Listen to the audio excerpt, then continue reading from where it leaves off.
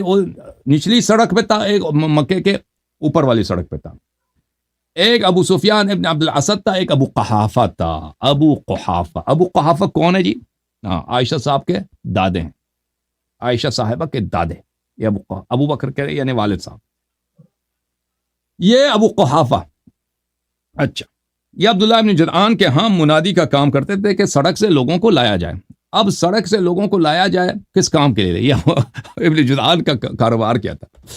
تعویل و مختلف الحدیث لأبی محمد عبداللہ ابن مسلم ابن قتیبہ، متوفا سنہ 276، چاپ المکتب الاسلامی، سنہ 1999 میں کتاب چھپی. یہ کسب الایما، کنیزوں سے کنجروں والا کام کرانا، یعنی چکلا چلانا، کنیزوں سے چکلا چلانا. یہ رسول پاک صلی اللہ علیہ وسلم نے نہا عن کسب الایما، صلی اللہ علیہ وسلم. رسول اللہ صلی اللہ علیہ وسلم نے کہا کہ چکلے بند کرو.